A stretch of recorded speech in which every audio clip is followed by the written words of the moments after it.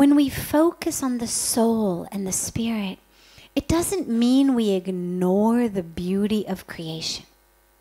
It means we don't identify as it. Because every aspect of the creation is constantly changing. Whether it's a sunset, right? I mean, anybody who's ever watched the sunset on the beach, you know that you've got really about like 30 seconds actually. Once the sun hits the horizon, it starts going much, much faster. When it's in the sky, it's still a bit slow. As it hits the horizon, just you go to reach to get your camera out, you turn around, you focus the camera, and boom, sun is in the ocean. Constant change, constant change. Flowers, trees, nature, our bodies, the sky. Whatever you're looking at in the creation, if what you're looking at is form, it's constantly changing. And so we don't identify as it because our identity is something that's eternal, right? This is what Lord Krishna emphasizes in the Bhagavad Gita. You've never been born. You'll never die. Fire cannot burn you. Wind cannot dry you. Knives cannot cut you.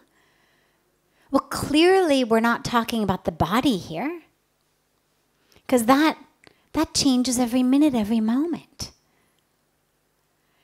And so our identity is identity as the soul, that which is eternal, but we certainly appreciate the beauty of the variety in the physical form, whether it's a tree, a sunset, our own body, somebody else's body, but we just don't identify as that form. And so similarly, when you are interacting with other people, there's a couple of ways to do it. One way to do it is you look and your eyes kind of go up and down of the person and you look at them and you take in the full picture like you would a painting. You go to a museum. You're going to look at the full painting. You're not just going to look at one part of the painting. You take it in as a piece of artwork without any judgment. So we take it in, we see it as a piece of divine art. Like you do in a museum. Ah, here's this beautiful painting. Here's this beautiful painting. Here's this painting. Here's that painting. And all the paintings are different, even though the artist is one.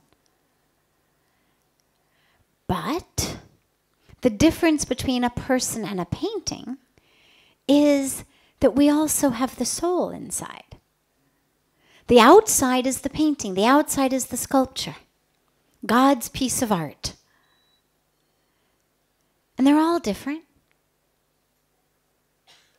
Yeah, some are going to be tall, some will be short, some will be wider this way, some will be less wide that way, some will, you've got the whole spectrum of shades. Not the entire palette, nobody has purple skin.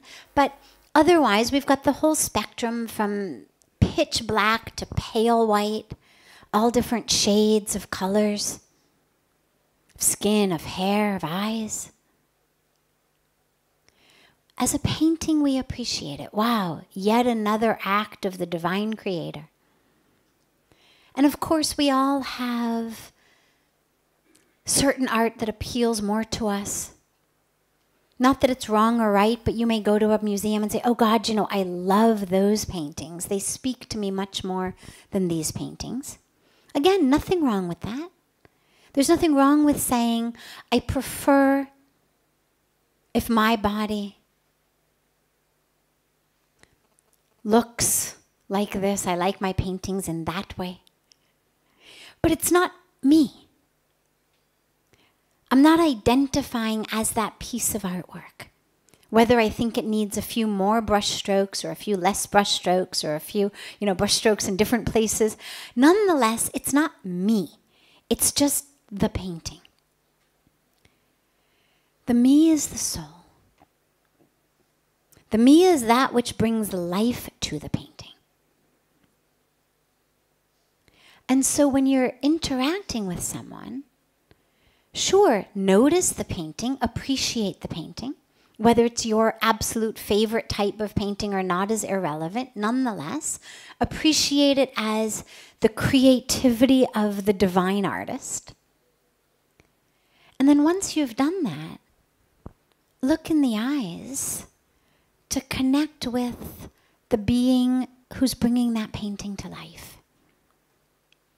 If you're there talking to somebody and you're trying, don't look at the body, don't look at the body, don't look at the body, it's impossible and frustrating. And it becomes the equivalent of if I say, okay, close your eyes, we're going to meditate. But whatever you do, don't think about elephants. So if we did that, chances are what we'd find is everybody was thinking about, even if 30 seconds before I had said close your eyes and meditate, nobody would have thought of an elephant. But simply by my saying don't think of elephants, suddenly now all my meditation is elephants. Either their physical presence, and then my frustration that I can't get them away, or the mind going, not thinking about elephants, not thinking about elephants, not thinking about elephants. Well, my consciousness is still on what? Elephants. So if you tell yourself, I'm not going to notice the body, when somebody's right in front of you, you can't not notice the body. It is a property of the eyes. The eyes move, the eyes scan, that's what eyes do. Close, far, zoom in, zoom out. It's how our eyes work. And so if you say to your eyes, not going to notice the body, you're going to have the elephant experience. And that's why you're going to be frustrated. So don't tell yourself, don't notice the body. Just make sure that you're not identifying the person as the body. So you can even give yourself a specific practice. First painting, then soul. So give yourself the permission, yeah, notice. Wow, okay, great. And later on, if you realize you missed something, you can look again. But when you are connecting with the person, you're not connecting with a brush stroke or 10 brush strokes. You're connecting with the being inside.